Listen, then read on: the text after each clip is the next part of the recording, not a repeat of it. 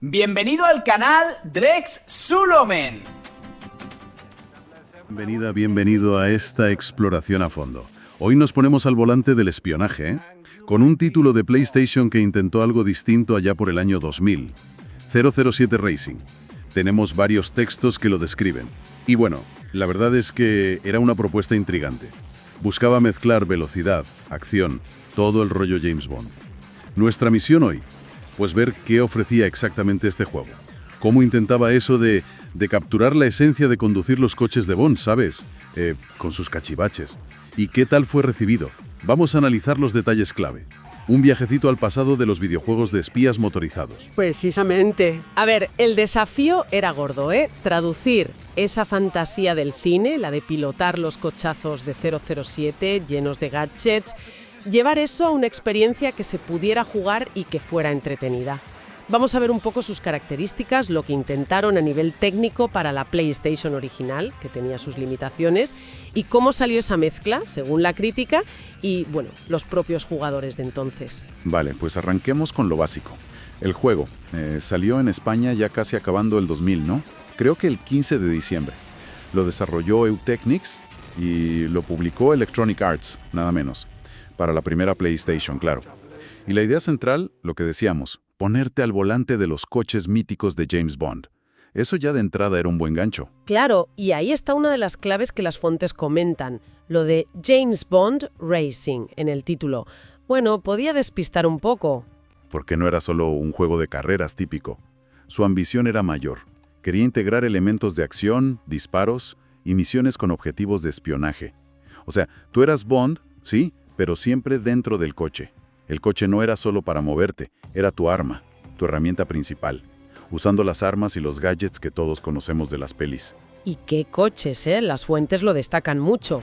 El Aston Martin DB5, el clásico, el BMW Z3 de GoldenEye, el Lotus Esprit que se sumergía. ¡Uf! Una selección que molaba mucho a los fans. Pero lo importante es que no estaban solo para correr. Estaban armados hasta los dientes. Ametralladoras, misiles, humo, aceite en la carretera. La fantasía Bond total. Ahí es donde estaba la gracia, ¿no? Conducir a toda leche y a la vez ir disparando como un agente secreto. Exacto. Esa mezcla era el corazón de la jugabilidad que buscaron. Las fuentes describen misiones bastante variadas, o al menos eso intentaban. Había persecuciones a alta velocidad, lo típico, sí, pero también misiones más tácticas, digamos. Infiltrarte en bases enemigas sin que te vieran, sabotear cosas, proteger a alguien o incluso rescatar rehenes usando el coche. No bastaba con pisar a fondo, tenías que ser hábil con los gadgets en el momento justo. Casi como un puzzle, pero a toda velocidad. Suena súper ambicioso, la verdad. Sobre todo pensando en las limitaciones que tenía la PlayStation original. ¿Y qué tal se veía? Hablemos de los gráficos. Eran en 3D, claro, y las fuentes dicen que para la época estaban bastante bien. Mencionan que los modelos de los coches estaban detallados, que eso es clave, si quieres que los fans los reconozcan y disfruten, ¿no? Y los escenarios variados. Ciudades, montañas con nieve, bases secretas, intentando recordar a las películas. Ese esfuerzo visual era importante para meterte en la atmósfera Bond. Pero claro, aquí viene lo interesante a nivel técnico, lo que comentan las fuentes indirectamente.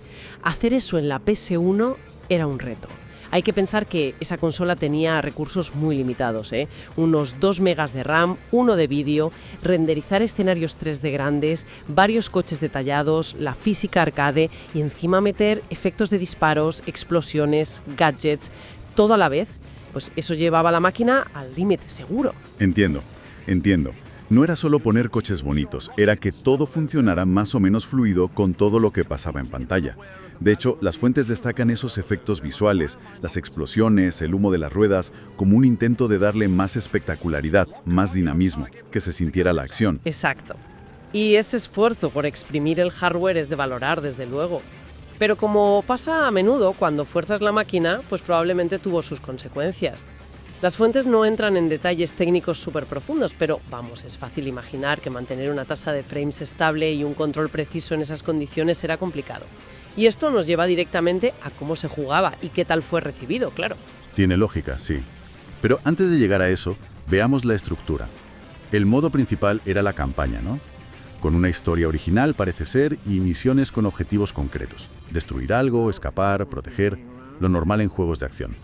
Pero ojo, que las fuentes dicen que había más cosas. Modos extra para que el juego durara más. Carreras más simples, arenas de combate de coches, rollo Destruction Derby.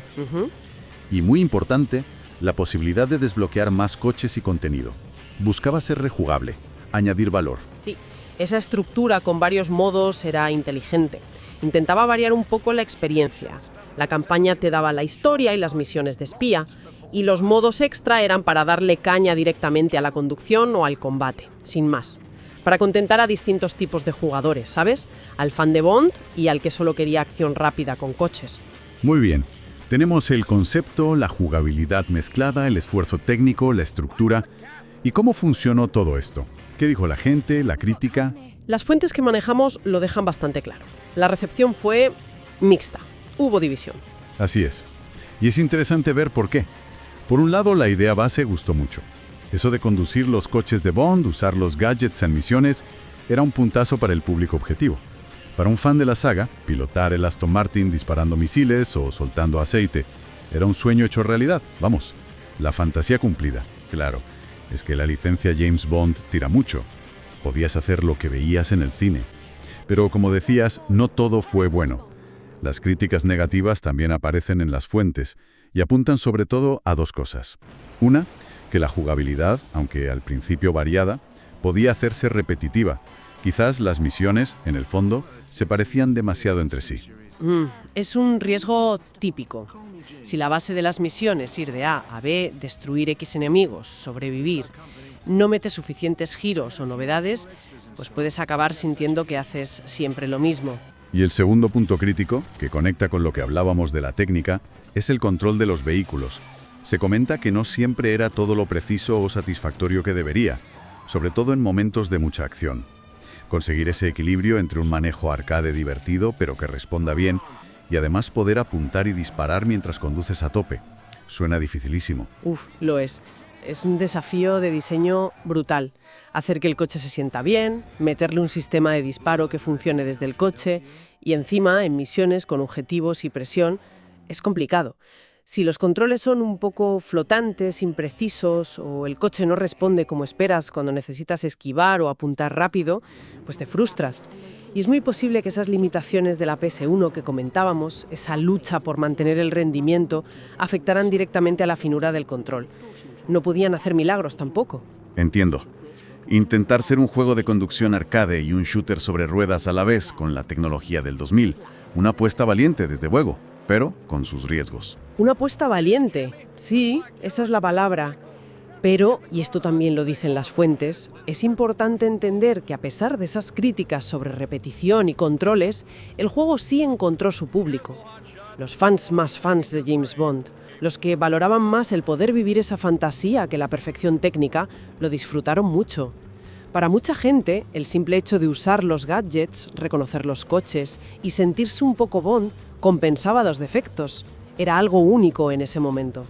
Entonces, si intentamos resumir lo que nos cuentan las fuentes, 007 Racing fue un intento muy ambicioso de llevar la acción con coches de Bond a la PlayStation. Su gran baza era esa mezcla de carreras, disparos y misiones de espía.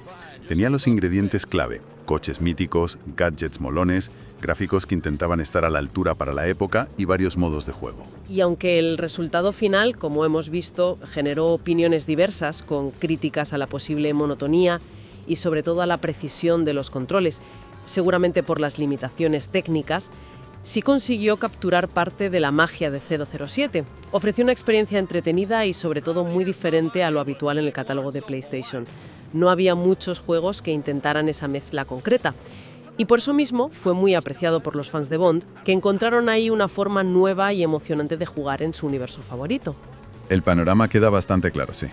Un título que partía de una idea potente, hecho con las herramientas y los límites de su época, y que tuvo esa recepción doble. Aplausos por un lado, críticas por otro. Pero que dejó su huella, sobre todo entre los seguidores del agente británico. Sin duda, es un caso interesante de cómo se adaptaban las licencias de cine a videojuegos a principios de los 2000. Un intento de ir más allá de simplemente copiar la peli, centrándose en algo muy visual y fantástico de Bond, sus coches y su tecnología. Y con esta visión general, pues cerramos nuestro análisis de 007 Racing, basándonos en la información que hemos podido revisar. Un juego que se atrevió a ponernos en el asiento del conductor espía más famoso, dándonos su arsenal sobre ruedas. Queda claro que fue un título con una propuesta inicial muy atractiva. Esa mezcla de conducción arcade, combate y misiones de espía con la licencia James Bond era una fórmula casi ganadora en teoría. Y aunque tuviera sus fallos en la ejecución, en el control, en la variedad a largo plazo, ofreció una experiencia única y para muchos fans memorable en su momento.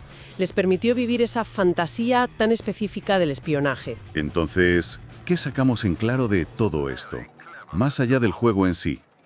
Pues este análisis de 007 Racing, con sus aciertos y sus fallos, nos hace pensar en lo difícil que es adaptar una franquicia tan compleja como James Bond a un videojuego. Es que Bond tiene de todo: conducción, tiro, sigilo, tramas internacionales, tecnología punta, el carisma del prota. Intentar meter todo eso de forma coherente en un solo juego es complicado. 007 Racing eligió la vía de los coches, pero otros juegos de Bond exploraron otros caminos, como el shooter en primera persona, que también funcionó en GoldenEye 007 de Nintendo 64, por ejemplo. Es una reflexión muy interesante, sí. Y quizás, para acabar, podríamos dejar una pregunta ahí flotando para quien nos escucha. ¿Cómo ha cambiado la forma de representar los coches y los gadgets de espía en los videojuegos desde aquel 007 Racing del año 2000?